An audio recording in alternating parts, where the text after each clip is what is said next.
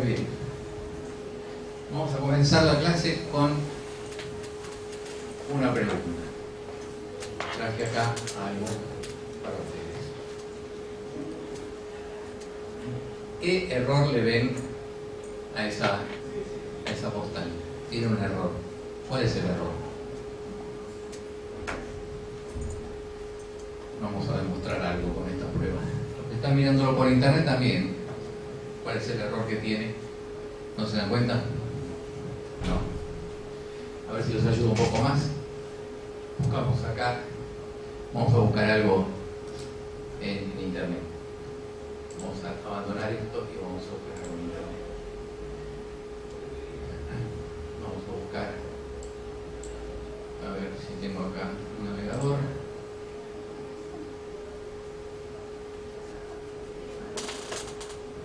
Bueno, vamos a buscar, por ejemplo, vamos a buscar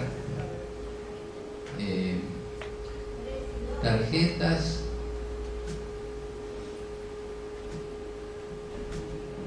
de amor. Escribí ahí, sí. Tarjetas de amor, vamos a buscar. Tarjetas de amor. A ver, postales.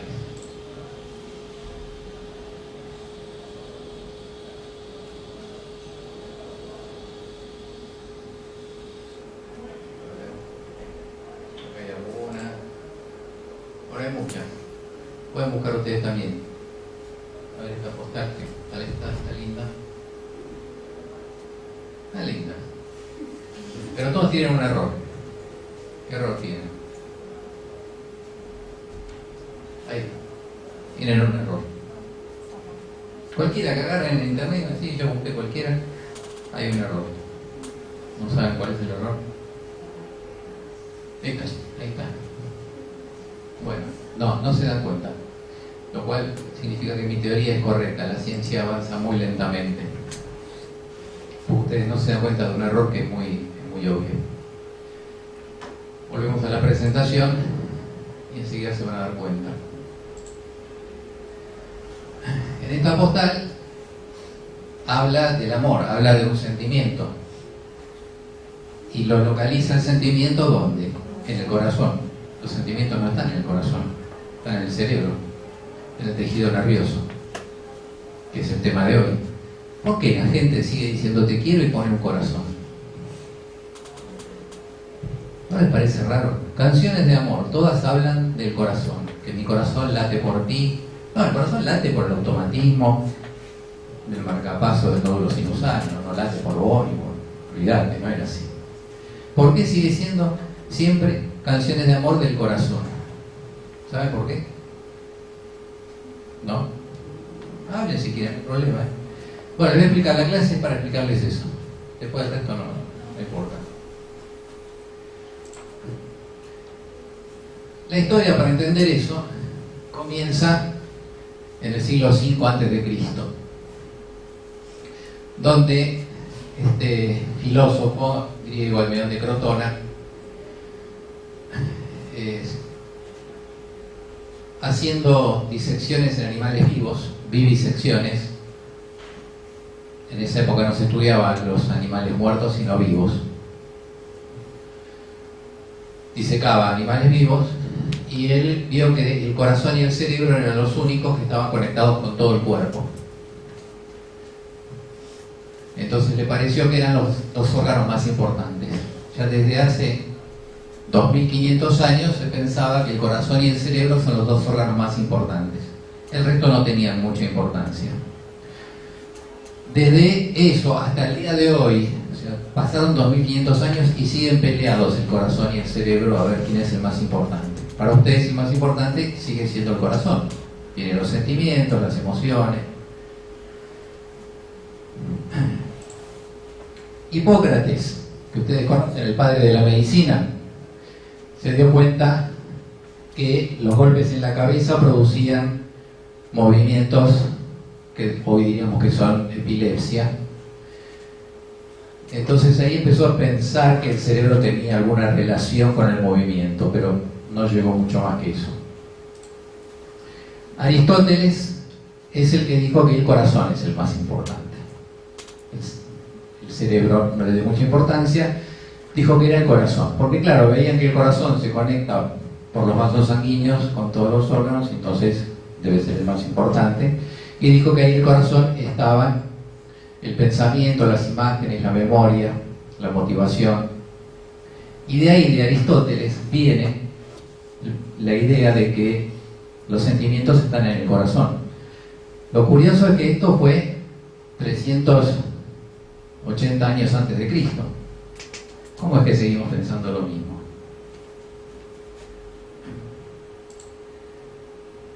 Digamos que hasta esa época la batalla la va ganando el corazón, es más importante que el cerebro para los filósofos. Galeno, el otro médico tan importante, siglo II antes de Cristo, está mal, esto es después de Cristo. Galeno es de después de Cristo. También se ocupó del cerebro, dijo que el entendimiento, o sea, la inteligencia, la memoria, la voluntad, la imaginación y la sensibilidad estaban en el cerebro, pero las pasiones en el corazón, insistían con el corazón. Y agrega algo importante, que la concupiscencia, una palabra media rara, no se usa mucho, pero concupiscencia quiere decir el deseo sexual, concupiscencia, estaba en el hígado. Hasta hoy en día todavía mucha gente usa la expresión cuando alguien te hace algo feo, decís que te dio una patada en el hígado con lo que te hizo. ¿El hígado qué tiene que ver? Bueno, para Galeno era así. Esta es toda la teoría de Galeno. Galeno lo conocemos como un gran médico, como dice Hipócrates y Galeno son médicos geniales, pero no tiene nada que ver sus conocimientos con los que vendía. Para él, en el corazón había aire que se llamaba espíritu vital, que llegaba por las arterias, que venía del hígado donde estaba el espíritu natural, y después la sangre iba al cerebro, ahí se lo llamaban espíritu animal. O sea, la circulación no tenía nada que ver con lo que conocemos ahora. Y para él entonces el órgano de todo lo que sea inteligencia era el corazón, y sentimientos también.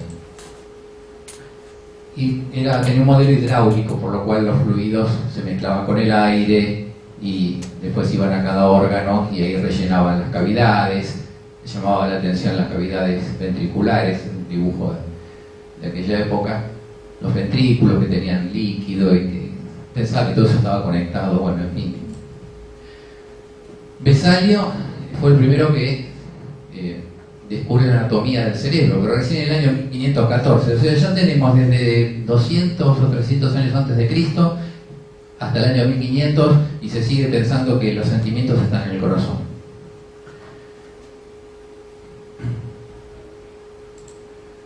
Willis, el del polígono de Willis, es el primero que saca el cerebro del cráneo. Se pensaba que era toda una sola pieza. Lo saca del cráneo y escribe su libro de anatomía del cerebro, pero no estudia la función, y sigue pensando todavía en el 1600 que los sentimientos están en el cerebro. Purkinje fue el primero que estudió una neurona, pero no sabía bien qué era. 1800. Después apareció un caso muy conocido, este caso de Phineas Gage, un obrero que se clavó un caño que le atravesó toda la cabeza, y el tipo seguía vivo y seguía allí caminando con su caño clavado, atravesándole toda la cabeza, la cara, el cerebro. Estaba vivo y caminaba porque justo no tocó partes vitales del cerebro, pero con semejante caño, bueno, lo aprovecharon como estaba vivo y con eso clavado para estudiar las partes del cerebro.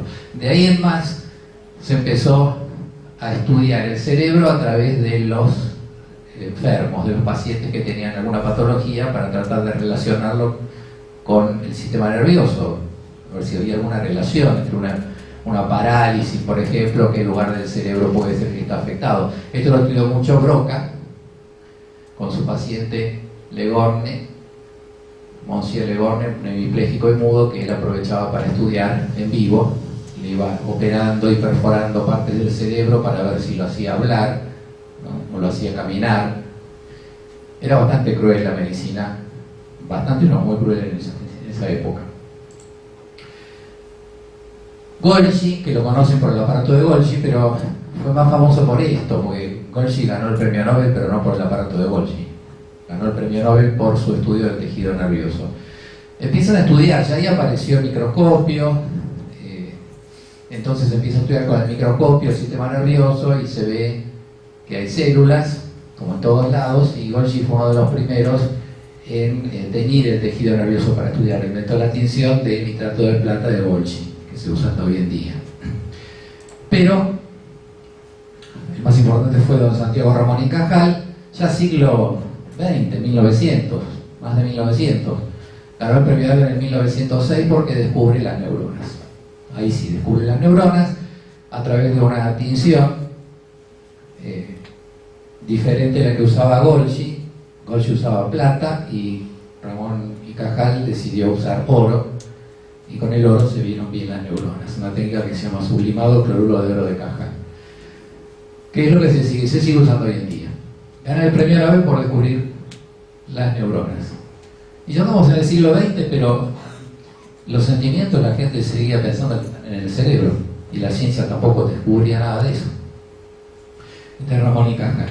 Era de la época en la cual la ciencia se hacía en un pequeño laboratorio con un microscopio, con muy pocas cosas se descubría. Hoy en día ya nadie descubre nada en su casa ni en un laboratorio chiquito. Hoy en día para hacer un descubrimiento hace falta miles y miles de millones de dólares y laboratorios de alta complejidad, porque todo lo que estaba a la vista ya se descubrió, todo lo que se puede ver con el microscopio ya se descubrió. Lo que falta descubrir son cosas que son todavía muchísimo más complejas, ¿no? El asunto es que ganó el cerebro. O sea, a partir de ahí ya se empezó a ver que el órgano más importante para la actividad del ser humano no era el corazón, sino que era el cerebro, ¿no? Sin embargo, como pasó tanto tiempo, yo pienso que habría empezado a reemplazar todas las tarjetas de amor. Me gusta esta a mí, porque si uno habla de amor tiene que ser algo relacionado con el cerebro. Así que cuando escriban para sus novias y novios poesías de amor, no pongan más corazón, porque están desactualizados 2500 años. Es el cerebro donde están las emociones, así que eso de que mi corazón te extraña, no, el corazón no extraña, bombea sangre nomás. Pero bueno, son costumbres que quedan como muchísimas otras, y esto es muy importante que ustedes tienen que entenderlo, porque hay que entender que los pacientes no saben ciencia, y lo que tienen la mayoría tienen creencias que vienen de muy atrás y se manejan por creencias y no por ciencia. Esto es un ejemplo de lo que les digo. Entonces sí, se empezó a estudiar a fondo el tejido nervioso, pensando que se iba a encontrar ahí algo totalmente extraordinario, ¿no? Porque el tejido muscular, ¿qué función tiene? ¿Qué hace la célula muscular? Se contrae. Yo, ¿cómo lo veo? ¿Cómo veo la función de la célula muscular? Veo que la persona mueve un músculo, camina o habla. El movimiento, yo veo fácilmente la función de la célula muscular. El tejido epitelial, ¿cómo veo la función? Bueno, es fácil, cualquier parte que toco es tejido epitelial. Es fácil verlo, el tejido epitelial se ve. Es el único que se ve. Se ve, se toca. El único tejido que se puede tocar. La sangre también, la función es obvia. Fácil de entender, el tejido conectivo también es bastante fácil de entender. Ahora, la célula nerviosa, estas neuronas descritas por Ramón y Cajal, ¿qué función tiene? La función es más difícil de entender, porque va desde el control de movimiento, los sentidos, o sea, ver, oír, tocar, sensibilidad, hasta la inteligencia, las emociones. Todo eso es tejido nervioso.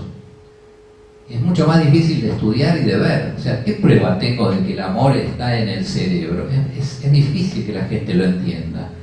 Y es difícil también de demostrar.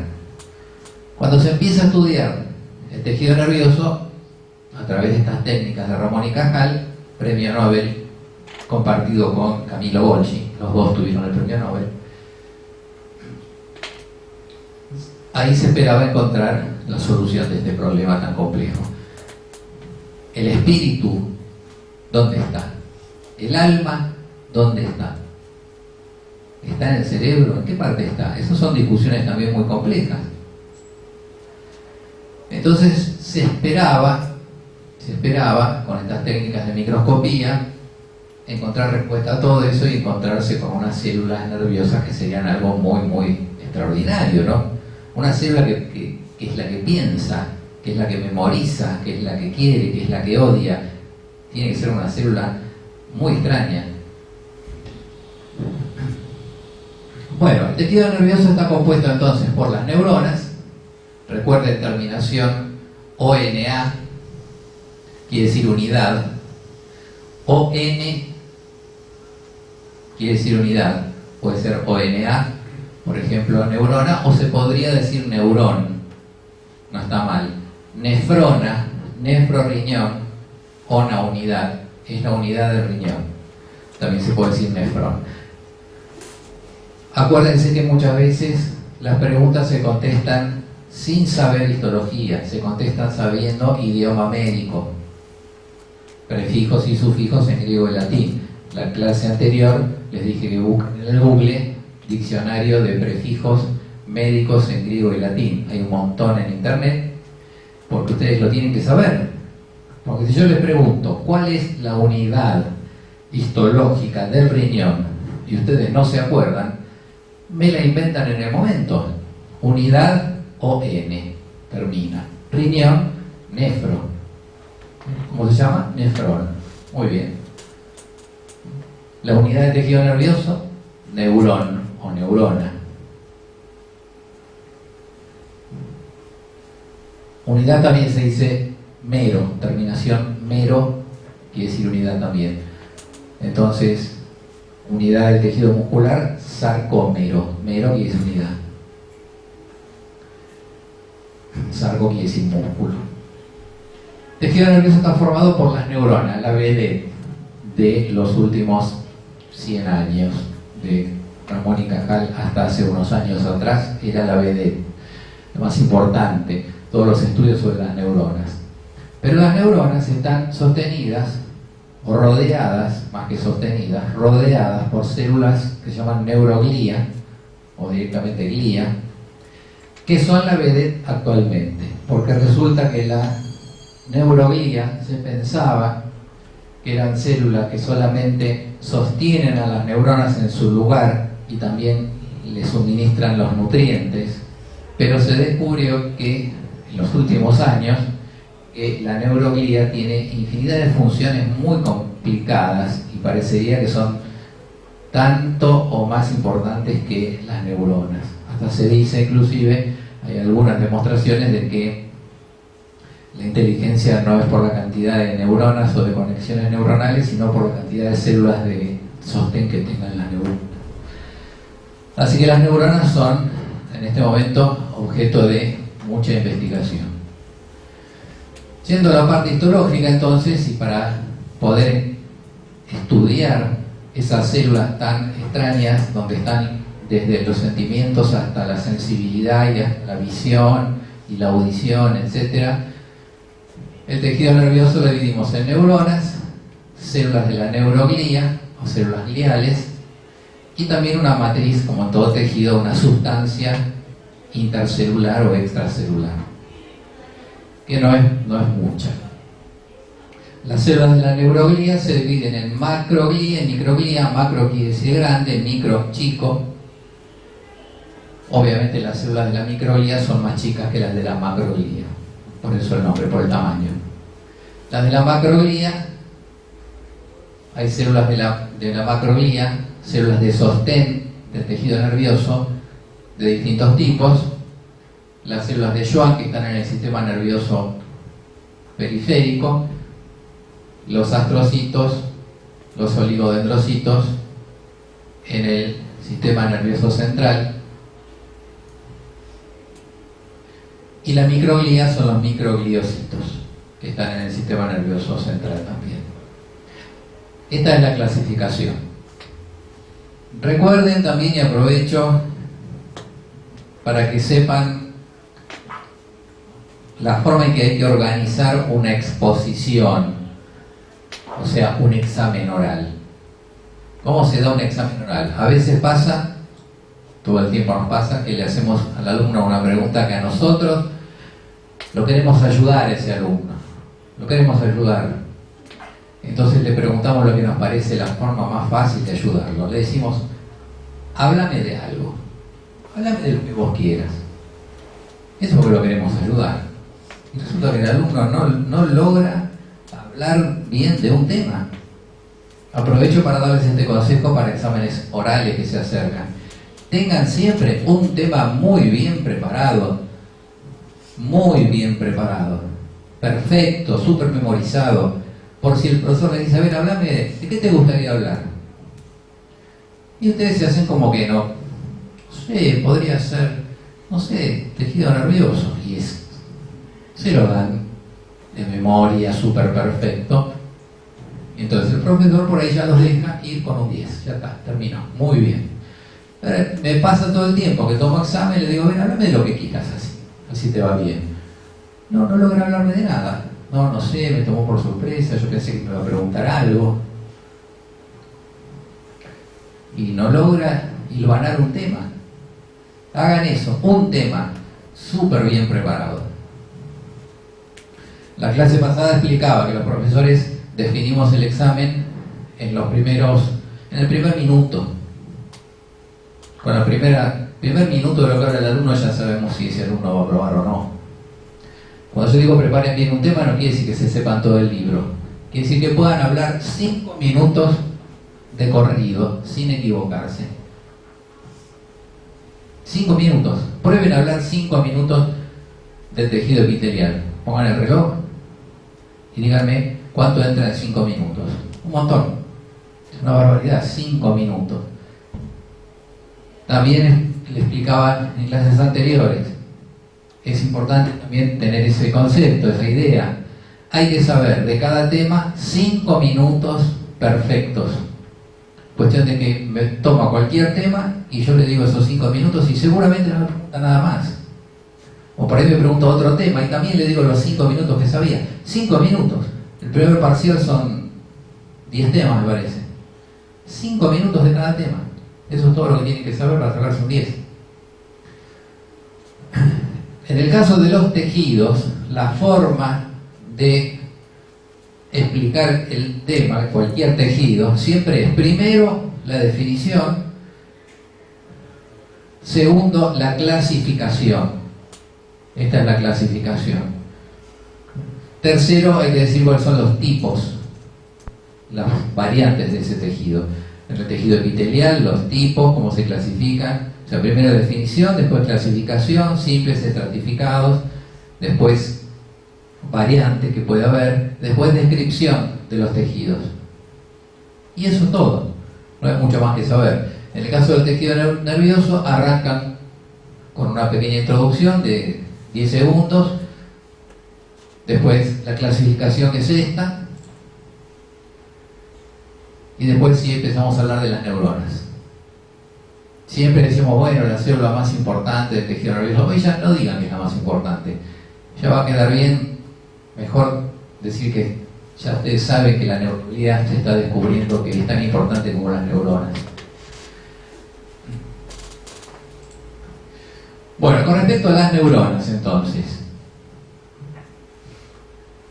hay una clasificación de las neuronas, distintos tipos de clasificaciones. clasificación de acuerdo a la función, por ejemplo, sensitivas, motoras o de integración. O sea, las neuronas que están conectadas con los músculos son las motoras, las que están conectadas con corpúsculos sensitivos son las sensitivas, y las de integración son las neuronas que conectan otras neuronas entre sí. Otra clasificación es por la forma.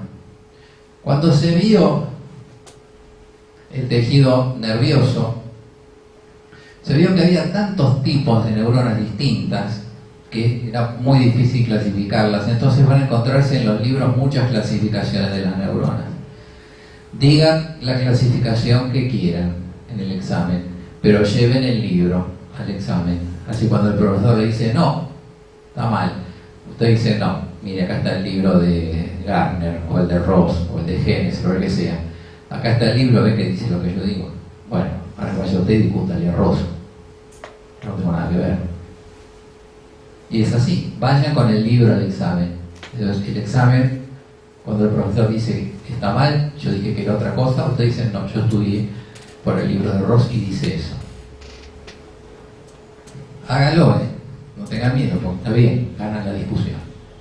Clasificación entonces por la forma, hay muchas, puede ser por los polos, neurona pseudo unipolar, pseudo por supuesto quiere decir falso, uni quiere decir uno, polo, polo.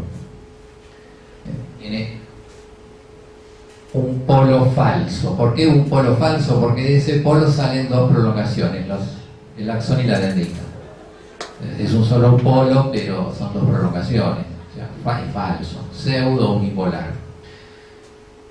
Después está, por ejemplo, la bipolar, dos polos, las multipolares que tienen muchos polos, es una clasificación. Y después tenemos por la forma, hay neuronas piramidales, neuronas en forma de árbol, neuronas estrelladas, hay infinidad de clasificaciones. Busquen la que les guste en el libro y escriben esa y llevan el libro para demostrar que lo estudiaron bien. En realidad no nos importa tanto la clasificación porque son muchas. Y ahora sí, vamos al microscopio, a ver si nos enteramos ahí de dónde está el movimiento, los sentidos y también la inteligencia y las emociones adentro de la neurona. Deben estar ahí. Vamos al microscopio y nos encontramos con la célula nerviosa, la neurona, que es esta, que tiene esta característica que no es rara, que tiene prolongaciones. No es raro una célula con prolongaciones en el cuerpo, hay muchas. Todas las células que tengan prolongaciones se llaman células dendríticas, porque dendrita quiere decir prolongación, células dendríticas. Hay muchas células dendríticas. Cuando encuentran que tiene prolongaciones, no fue algo tan asombroso. Las prolongaciones, bueno, pueden ser axón y dendritas, axón y dendritas, que hay diferencias. El axón suele ser uno solo, las dendritas pueden ser una o muchas. El axón se ramifica solamente al final, las dendritas se pueden ramificar desde el comienzo. Hay muchas también diferencias entre dendritas y axones, pero la más importante de todas, la única realmente importante, es que el axón conduce el impulso nervioso desde el cuerpo de la neurona hacia la periferia, o sea, conducción centrífuga, del cuerpo hacia la periferia, y las dendritas conducen el impulso eléctrico desde la periferia hacia el cuerpo de la neurona, o sea, conducción centrípeta. Esa es la verdadera diferencia. Las demás no tienen mucha importancia, porque todas tienen excepciones. Hay neuronas que tienen una sola dendrita, hay neuronas que tienen más de un axón, o el axón está muy ramificado. Todas tienen excepciones. La que no tiene excepciones es la diferencia en cuanto a la conducción eléctrica entre axón y dendritas. En el cuerpo de la neurona, lo que se descubre insisto con que está ahí latente descubrir dónde están todas esas cuestiones que hablé antes. Este es el cuerpo de la neurona, y ahí sí es donde se enfocaron todos los científicos de los últimos 100 años o más. Se concentraron en ver en el cuerpo de la neurona qué es lo que la hace una célula tan especial. Y el gran descubrimiento es haber encontrado cuál es la parte más importante de la neurona, que ustedes seguramente no lo saben porque no está muy difundido. La neurona tiene un núcleo, como toda célula. Puede tener nucleolo, como toda célula. Ahí no hay ninguna diferencia. Tiene prolongaciones que ya dije que otras células pueden tener, o sea, no es algo característico de la neurona. Tiene un citoesqueleto, como todas las células. Lo que pasa es que le tenemos que poner el prefijo neuro a todo y ya quedamos bien. Tiene un neuroesqueleto, que está formado en lugar de microfibrillas, le decimos neurofibrillas. Agréguenle el prefijo neuro a todo cuando hablan de neuronas y queda bien. Cuando hablan de neurología, le agregan. Ahora se puso de moda las neurociencias. Sí, el que estudia tejido nervioso es un neurocientífico. Tiene también unos gránulos, que estos llamaron mucho la atención. Por mucho tiempo se pensó que estos gránulos descubiertos por Missel, los corpúsculos de Missel, se pensó que esto era lo importante. Esos gránulos, se pensó que ahí estaba la memoria, el conocimiento. No. Los corpúsculos de Missel son solamente ribosomas, retículo endoplásmico granular. Nada más. Común y corriente. Nada especial. Tiene un aparato de Golgi, también igual que cualquier otra célula. Mitocondrias, igual que cualquier otra célula. ¿Y qué es lo que la hace especial entonces? Hasta ahora no encontramos nada. Se tardó mucho tiempo en encontrar qué es lo que tiene diferente y cuál es la parte más importante de las neuronas. ¿Saben cuál es la parte más importante? ¿Qué dirían ustedes? La parte más importante de la neurona, donde ahí sí, ahí está todo. Ahí están las emociones, los sentimientos, el movimiento, la vista, el oído, el tacto, el gusto. Todo está ahí. ¿Dónde? ¿Quién es el responsable de todo eso en la neurona? Ni idea. Bueno, la parte más importante y más distinta de la neurona es la membrana plasmática. Ahí está todo. Ahí está todo. Porque la membrana plasmática de la neurona tiene la capacidad de conducción del impulso nervioso, del impulso eléctrico. Y todas esas actividades que menciono desde el comienzo de la clase, incluyendo el amor, son estímulos eléctricos recorriendo circuitos neuronales. Todo lo que hace el sistema nervioso se genera a través de impulsos eléctricos que recorren membranas. Los impulsos eléctricos van por la membrana exclusivamente. Todo el cuerpo de la neurona está destinado a mantener bien la membrana, porque por la membrana es donde van los impulsos eléctricos, y los impulsos eléctricos son los responsables de todo lo que sea neurológico.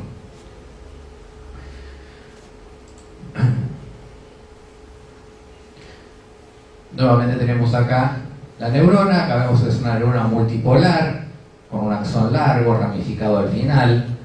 La ramificación final se llama teledendrón.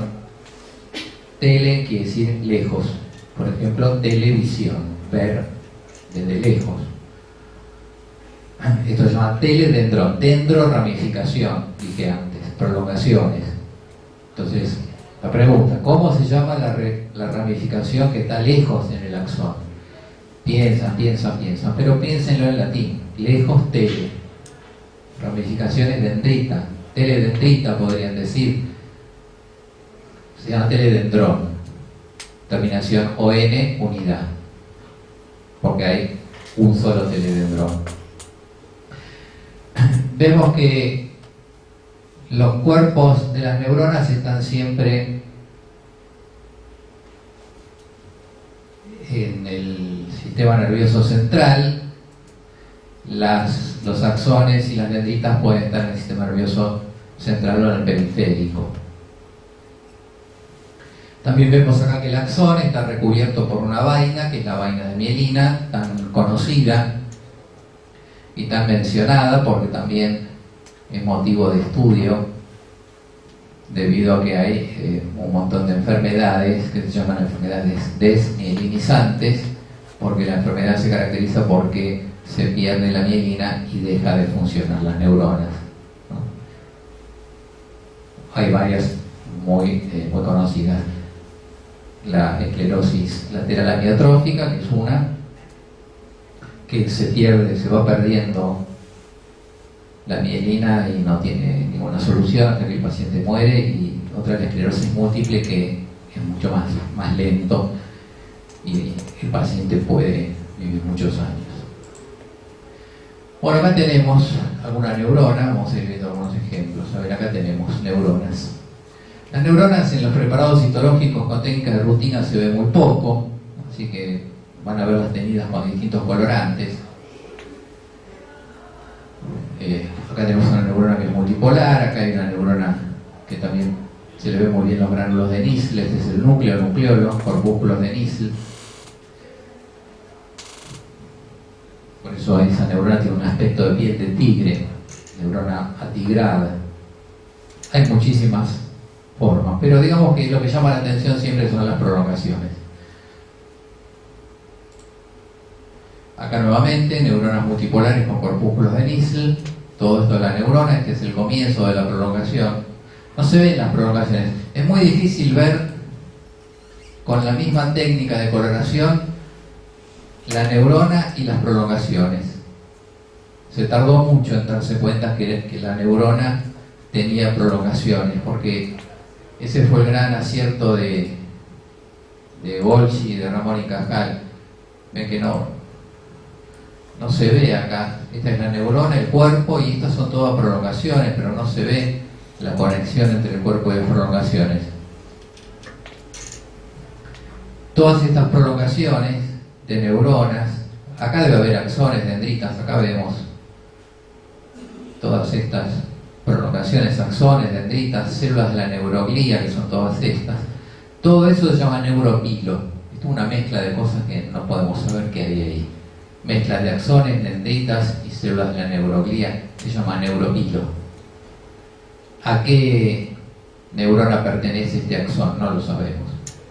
O sea, la red de neuronas con sus conexiones es tan grande que no se puede saber cuál está conectada con cuál. Esos son los grandes estudios actuales de la neurología, ¿no? Ahora les explico qué se está estudiando ahora. A nivel de microscopía electrónica tampoco se encontró ninguna diferencia. La membrana plasmática también se ve igual. La diferencia es en la función. Las demás membranas plasmáticas de los otros tejidos que han visto hasta ahora, que ya vieron todos, no pueden conducir impulsos eléctricos. Solamente la de las neuronas y la de las células musculares también conduce impulsos eléctricos. Por eso está integrado el sistema nervioso con el muscular. Las neuronas tienen la posibilidad de hacer sinapsis. Esta por ahí es la característica más importante. La sinapsis es el lugar donde un impulso eléctrico se transmite a otra neurona o a una célula muscular. Les encontré un poquito acerca de la sinapsis. La sinapsis, algunas características importantes, es compleja la sinapsis, porque acá sí se encontró elementos que pueden explicar toda esta cuestión de la que hablamos antes. Hoy todos saben, hablan de la serotonina, la dopamina, como que produce placer, y todo eso por la sinapsis. En la sinapsis, un axón le pasa el impulso eléctrico de alguna forma a una dendrita. Eso es la sinapsis axodendrítica. También puede ser un axón que le pase el impulso al cuerpo de una neurona axosomática, o a otro axón, axoaxónica, o de dendrita a dendrita, dendrodendrítica. Pero esto es lo mismo. Pasa el impulso eléctrico de una prolongación hacia otra, típicamente del axón hacia la dendrita. Esto es muy conocido ya por todo el mundo. Los datos importantes son que el axón, en su terminación, tiene una expansión que se llama botón presináptico. Pre porque el impulso nervioso va a pasar del axón a la dendrita. Entonces, esto es pre y esto es post. Tiene una expansión, el botón presináptico. Y ahí se encuentran las vesículas sinápticas, que están llenas con unas moléculas que son los neurotransmisores. Lo importante es que no hay contacto entre el axón y la dendrita, porque las sinapsis son mecanismos químicos, no son mecanismos eléctricos. En la sinapsis, la energía eléctrica que viene por la membrana plasmática del axón, por acá viene electricidad, cuando llega al final del axón, desencadena un mecanismo por el cual las vesículas sinápticas descargan los neurotransmisores en este espacio, que es el espacio sináptico. El impulso eléctrico termina ahí, no pasa a la dendrita, termina ahí. El impulso eléctrico lo que hace es que se descarguen los neurotransmisores. Los neurotransmisores se unen con un receptor que hay en la membrana de la dendrita, y esa unión del neurotransmisor con el receptor genera un impulso eléctrico en la dendrita. Como esto es muy rápido, pareciera que el impulso eléctrico viene por acá y sigue por la dendrita. Es muy rápido, parece que viene por acá y sigue en la dendrita, pero no es así. El impulso eléctrico llega hasta el final del axón, ahí se agota, y los neurotransmisores hacen que se genere un nuevo impulso en la dendrita que sale por su membrana. Es una sinapsis química. En lo contrario sería una sinapsis eléctrica, donde directamente el impulso salte y pase a la otra membrana. El impulso eléctrico existe en muy pocos lugares en el cuerpo humano. Hay un par de lugares donde hay alguna sinapsis eléctrica, y hay otros animales donde hay sinapsis eléctrica. Pero en el humano no, casi el 100% son sinapsis químicas. Entonces esto es lo que permite toda la variabilidad del sistema nervioso. O sea, depende de qué neurotransmisor salga, va a ser el efecto, si se va a producir acá un impulso eléctrico más intenso, menos intenso, si se puede, en lugar de producir, se puede bloquear un impulso eléctrico. Todo eso es lo que va a hacer que las neuronas transmitan impulsos de distintas formas. No siempre es lo mismo, no es algo fijo. Entonces hay muchos tipos de neurotransmisores, todos esos son temas de fisiología. En los libros van a encontrar algunos ejemplos de los más conocidos. Por acá les decía la clasificación de las sinapsis químicas y eléctricas. Y ahora pasaríamos ya a la neuroglía, que no es un tema difícil el sistema nervioso. La neuroglía siempre despreciada, en los libros mucho no hay, en el microscopio casi no se ve, no les vamos a pedir nunca que identifiquen neuroglía con el microscopio. Bueno, es muy difícil darse cuenta qué célula es. Pero ahora está muy de moda estudiar la neuroglía, porque se han encontrado muchísimas cosas novedosas. Entonces tenemos la neuroglía, que se clasifica, dijimos, en macro y microglía. La microglía son los microgliocitos. Microglía, microgliocitos. La astroglía, los astrogliocitos o astrocitos, se dice mejor. Que pueden ser fibrosos como estos porque tienen muchas prolongaciones y poco citoplasma, o los protoplasmáticos que tienen más citoplasma. No van a encontrar en los preparados comunes nada de esto. Y luego los oligodendrocitos. Esto es las células de la neuroglía del sistema nervioso central. Las células del epéndimo también son de la neuroglía, aunque también les da un poca bolilla. Verlas, ya les digo, con técnicas de rutina no van a ver nunca nada, hay que hacer técnicas muy especiales, así que no las van a identificar.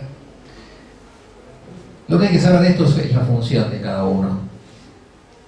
Si bien la materia no es fisiología, la materia es histología, pero siempre hay que saber la función de cada cosa, por lo menos en general. Muchas veces también el alumno dice, no, el profesor me tiró a matar, me preguntó fisiología. No, no es que les pregunte fisiología. El año que viene tienen fisio y es a fondo. Le preguntan la función de cada cosa, porque lógico, no podemos hablar de cada cosa sin saber de qué se trata. Entonces la función de los astrocitos con sus prolongaciones tocan los vasos sanguíneos. Ahí lo estamos viendo. Estos son astrocitos. Tocan los vasos sanguíneos y forman una barrera hematoencefálica, se llama. O sea, los astrocitos, la función que tienen es tomar ciertas sustancias de la sangre y con eso nutren las neuronas. Función nutritiva de las neuronas. Por eso son tan importantes los astrocitos. Me parecería que el que tiene más astrocitos, las neuronas están mejor alimentadas, mejor nutridas y parece que funcionan mejor. Y los astrocitos forman una de las 3 barreras hemáticas del cuerpo. En el cuerpo hay 3 barreras hemáticas. La barrera hematoencefálica, que es la que forman los astrocitos en el encéfalo. Después está la barrera hematotímica, por supuesto en el timo, y la barrera hematotesticular, obviamente en el testículo. Son 3 barreras que impiden que la sangre tenga un contacto directo con el órgano. La barrera hematoencefálica impide que el encéfalo tenga contacto directo con la sangre. Es muy difícil llegar con un medicamento al sistema nervioso. ¿Por qué? Porque está la barrera hematoencefálica que frena todo, deja pasar muy pocas cosas. Hay pocas cosas que pasan en esa barrera. Las cosas, las sustancias que pasan la barrera hematoencefálica normalmente, fundamentalmente es el azúcar.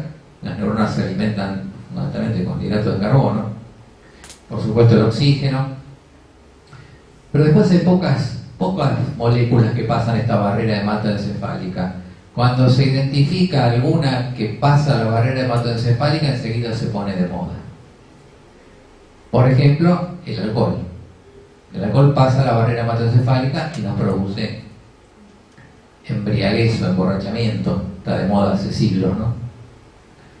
Pero las drogas, ¿qué son? Son sustancias que atraviesan la barrera hematoencefálica y producen un efecto en el sistema nervioso, y ese efecto hay gente que le gusta. Y hay laboratorios legales que están todo el tiempo buscando medicamentos para el sistema nervioso, quimioterapias o distintas sustancias, y hay laboratorios ilegales que también están buscando sustancias que pasen la barrera hematoencefálica y produzcan algún efecto, a ver si a alguien le guste me la compra, ¿no? Como en la serie de Netflix, o como tantas películas que hoy ya conocemos todos de fabricar drogas químicas. El tema es que todo eso se basa en saltear la barrera hematoencefálica, que para algo está. El astrocito está protegiendo a la neurona para que no llegue nada tóxico, y el ser humano insiste en tratar de meterle tóxicos a la neurona. Así es el ser humano. Entonces, bueno, por más que el cuerpo esté bien diseñado y los astrocitos filtren casi todo, si pongo todo un equipo de científicos durante décadas y siglos a buscar sustancias que atraviesen la barrera, la encuentran. Y ahí tenemos todas las drogas sintéticas y todas las drogas naturales que existen hoy en día. Las otras barreras son la hematotímica, que tiene que ver con la inmunidad, y la hematotesticular, que tiene que ver con la forma en que se fabrican los espermatozoides. Así que esta es la función de los astrocitos. Ahí los tenemos, a los astrocitos con sus prolongaciones que se unen a los vasos, se llaman pies chupadores Antes se decía que chupaban la sangre, esos pies que se llaman pies chupadores, pies perivasculares, forman esa barrera, cubren, acá se ve mejor, cubren prácticamente todo el vaso, no dejan pasar sustancias, son muy selectivos. Con respecto a la microglía, bueno, son células chicas. Si les preguntan, a ver, hábleme de la microglía, la pregunta si es a matar, ¿viste? No te quieren probar, no te quiere nada el profesor, pero uno tiene que saber igual. Microglía, bueno, son células ya, microglía, son células de la glía, obvio, ¿no? Pero ya arranco. Son células chicas, microglía. No soy ningún genio, no van a dar premio Nobel, pero ya empecé a hablar. Son células de la glía, son células chicas, porque la neuroglía se divide en células chicas y grandes, macroglía y microglía. Ya metí otro bocadillo ahí. Voy hablando, ¿no? De la nada, estoy sacando.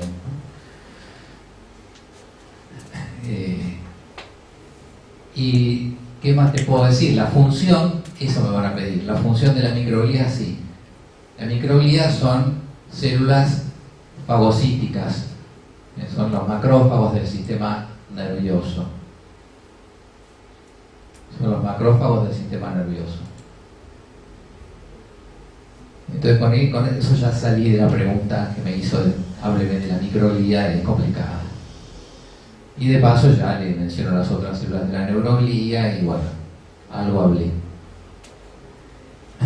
Recuerden que hay una sola cosa peor que no responder una pregunta en un examen, ya sea oral o escrito. Hay una sola cosa peor, que es contestar una barbaridad.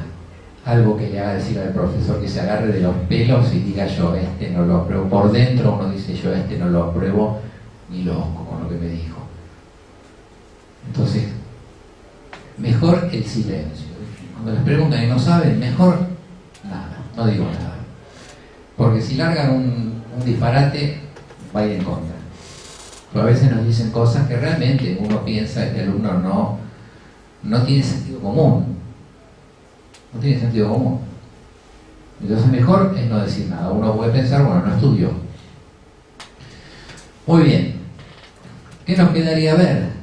Un poco más acerca de los axones, los nervios, identificar un poquito más a las neuronas.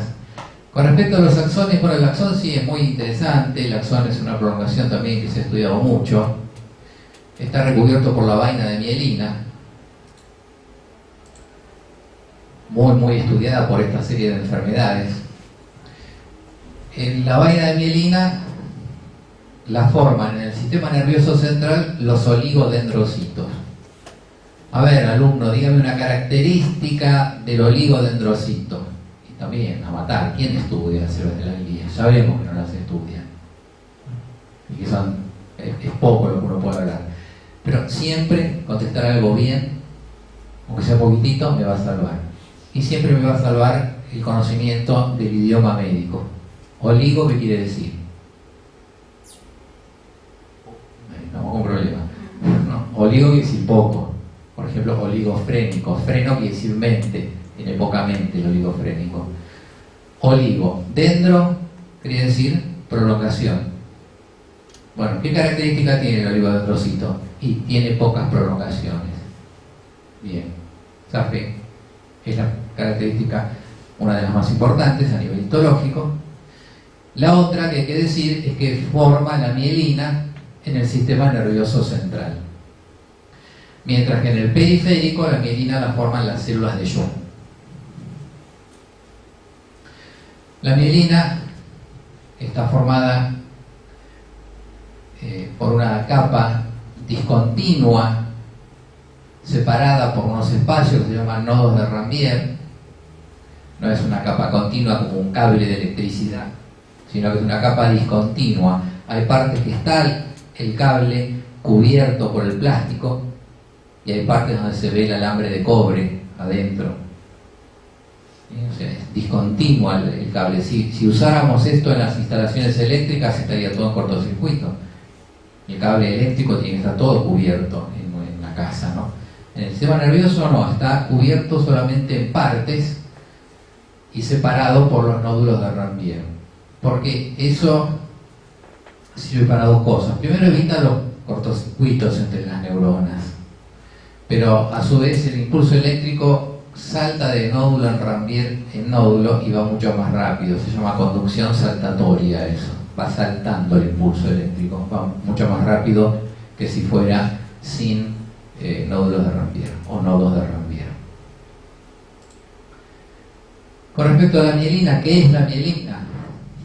La mielina es la membrana de la célula de Schwann o del oligodendrocito. Recuerden, en el sistema nervioso periférico, célula de Schwann; en el central, oligodendrocito. Son los que forman la mielina. Es la membrana enrollada alrededor del axón. Esto es el axón, corte transversal del axón. Esto es la membrana plasmática del axón. Y todo esto es la membrana plasmática de la célula de Schwann, que está enrollada muchas veces hasta formar una capa gruesa, que es la mielina. La membrana es membrana plasmática. Composición química de membrana plasmática es lipoproteica. O sea, la mielina es lipoproteica. Fundamentalmente una mayoría de lípidos. Es un lípido, básicamente una serie de lípidos, la mielina. Muy bien. Y hasta ahí estaríamos bien con lo que es el estudio del tejido nervioso. Ahora, en el práctico, ¿qué van a ver en el práctico de tejido nervioso? Es difícil de ver, hace falta preparados con muchas técnicas especiales, uno para cada cosa. Lo que les vamos a pedir es que vean nervios. Este es un nervio cortado transversalmente, nervios, donde hay que saber identificar distintas partes. El nervio tiene una estructura similar a lo que es un músculo. Están estudiando tejido muscular. El músculo, un músculo como el bíceps, el tríceps, como cualquiera, es un paquete de fibras musculares. ¿Sí? Está rodeado por una capa de tejido conectivo que se llama endomisio. Cada célula está rodeada por el endomisio. El paquete está rodeado por el perimisio. Y varios paquetes juntos de células musculares están rodeadas por el epimisio. Siempre endo quiere decir adentro, peri quiere decir periférico, quiere decir afuera, y epi más afuera todavía. En un nervio es lo mismo. El axón, cada uno de estos es un axón. Eso es un axón. El puntito ese es un axón. Acá se ve muy bien. El puntito ese es un axón. Esto es la mielina. Esto es la mielina. Y la membranita que se ve por fuera es la célula de Schwann. Esto es el núcleo de la célula de Schwann. Acá no veo neuronas porque es un nervio. Los nervios son axones y dendritas, no son cuerpos neuronales. Acá no hay neuronas, solamente prolongaciones. Axones o dendritas, rodeado por la mielina y la célula de Schwann. Este es el núcleo de la célula de Schwann. Está rodeado, esta célula de Schwann, por una pequeña capa de tejido conectivo que es el endoneuro, como lo mismo que el endomisio. Ahí está, endoneuro. Después, un paquete de axones está rodeado por esta capa que es el perimisio, y todo el nervio, perineuro, perdón, estamos hablando de nervio, perineuro, y todo el nervio está rodeado por el epineuro. Las tres capas que rodean a un músculo o un nervio son las mismas: endo, peri y epi. Neuro o endo, peri y epi, misio. Misio, mio quiere decir músculo. Esto lo ven en el práctico. Hay un preparado que es un preparado de nervio, corte transversal de nervio. También tiene el examen práctico. En el examen práctico también hay infinidad de recomendaciones que tendría que hacer, pero por ahora les hago una sola en el examen práctico, que es que sepan qué preparados citológicos hay en el laboratorio, porque a veces nos dan un diagnóstico de algo que no está en el laboratorio, que no hay preparado de eso en nuestro laboratorio. No hacemos todos los órganos del cuerpo, hacemos preparados de algunos. Entonces, fíjense cuáles son los órganos que existen para no decir cosas que no existen, que no están en nuestro laboratorio. Bueno, esto en forma longitudinal no importa, lo vamos a dejar pasar. La mielina, estudié un poquito más acerca de la mielina en el libro, no mucho más. Fíjense que yo estoy diciendo lo básico acá, ¿no? No entré en ningún detalle, no estoy hablando de moléculas raras, no estoy hablando de... ¿Cuánto llevo hablando? 1 hora, más de 1 hora, sin entrar al detalle de nada, lo básico, lo elemental, va más de 1 hora. Por eso insisto, la pregunta al alumno, a ver, hábleme del tejido nervioso. Y uno no puede estar 1 hora y media escuchando, tiene 50 alumnos para tomar examen. ¿Cuánto vas a escuchar? 1 minuto. Si arranco bien ese minuto, el profesor me dice, ya está bien, está bien. A ver, hable un poquito de movimientos de la gastrulación. Le hablo 1 minuto, está bien. A ver, ya está aprobado. Vamos a definir la nota. Por el 10. Te hago 2 preguntas difíciles, si contestas bien te pongo 10, si no te pongo 9. Bueno, ya estoy tranquilo, relajado. Me hace una pregunta re difícil y no se la contesto, me pone 9. Salgo del examen, están todos mis compañeros esperando. Uy, ¿qué te preguntó? No sabés, me mató con las preguntas. Me preguntó cuánto mide la prolongación del astrocito protoplasmático. Es la costumbre que tenemos los alumnos. Salimos y contamos la pregunta más difícil. Es la última que me hizo para ver si me ponía 10 o 9. El examen fue muy fácil. No cuenten la más difícil para poner nerviosos a todos. Pero es lindo decir, y esa pregunta, dice, ¿y cuánto te sacaste? 9, qué genio. Bueno, ves al que no contesté. Digan la verdad, no pongan nerviosos a los compañeros. Acá se ve como la célula de Schwann se enrolla y forma la vaina de mielina. Acá tenemos corte de un nervio con técnicas especiales. Acá axones sin mielina, la célula de Schwann no está enrollada. Estos son axones. Cada uno de estos es un axón. Como no está enrollada la célula de Schwann, no tiene mielina. Entonces son axones amielínicos y conducen más lentamente. Existen muchas partes que no tienen mielina. Entonces, preparado de nervio. Otro preparado que hay que ver en el práctico para identificar neuronas es médula espinal. Corte transversal de médula espinal. Tienen que buscar en el asta posterior de la médula espinal, acá está el asta posterior, acá está el asta anterior. En el asta anterior de la médula espinal tienen que buscar estas células. Acá en el asta anterior buscan las células multipolares, las neuronas muy grandes, multipolares, que son las que tienen los axones que inervan los músculos. Se llaman motoneuronas alfa. Esas son fáciles de ver. Hay que buscar médula espinal, preparado de médula espinal, y encontrar estas neuronas, las motoneuronas alfa. Son neuronas multipolares con mucha sustancia de inicio y por eso se ven bien grandes, se ven bien hasta anterior de la médula espinal. Ahí están con técnicas especiales. También en la médula espinal pueden ver el conducto central o epéndimo, y las células que lo rodean son las células ependimarias o ependimocitos, que son también neuroglía, pero en realidad es tejido epitelial. Y luego van al preparado del cerebro y buscan también neuronas.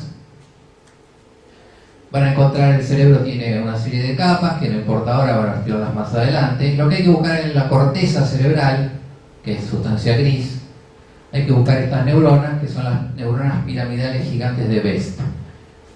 Forma piramidal, bien grandotas, son las neuronas piramidales gigantes de Best. Esas se ven bien, por eso les van a pedir que las busquen en el preparado de cerebro. Y otro preparado que hay que buscar es el de cerebelo. La corteza cerebelosa tiene 3 capas, la molecular de un lado, la glomerular del otro, glomerular, y en el medio hay una capa de células de Purkinje. Esas células de Purkinje son muy fáciles de ver, por eso les van a pedir que las identifiquen. Ahí están las células de Purkinje, la típica neurona en florero, forma de florero. Se ve muy bien en el cerebro, en la corteza cerebelosa. Esas son las neuronas que hay que saber identificar. Acá con distintas técnicas cientológicas. Y con eso ya tienen la parte teórica, la parte práctica. De ahí en más, digamos, con esto que lo tienen escrito en los apuntes, el apunte está en el campus virtual, o sea, todo esto está escrito. Si saben esto, aprueban, seguro. Si saben más, por ahí contestan las preguntas que les hagan para el 10. Pero ustedes, insisto, fíjense, estuve 1 hora y media hablando sin entrar en detalle.